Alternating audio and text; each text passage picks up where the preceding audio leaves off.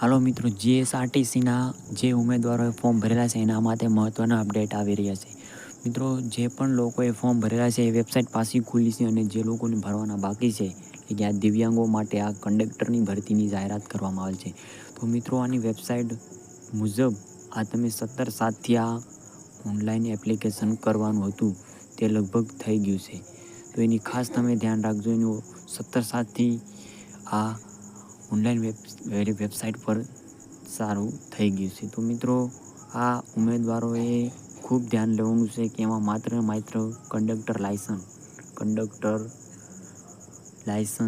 Licence હોવું જરૂરી છે. તો આ ઉમેદવારોએ ફોર્મ ભરી શકશે. તો મિત્રો, આનું મેરિટ પણ ખૂબ નીચું રહેશે, એટલે તમે ખાસ ધ્યાન રાખજો. અને કોઈ જાતનું ઓલું નથી, માત્ર ને માત્ર મેરિટને આધારે લેવામાં આવશે.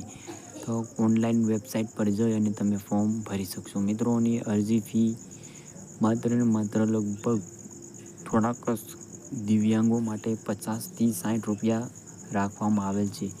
તો એને કોઈ જાતનો નથી ઓલું, તમે ખાસ ધ્યાન રાખજો.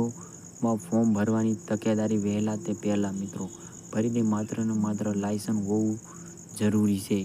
કંડક્ટર બેઝ એ હોવું જરૂરી છે.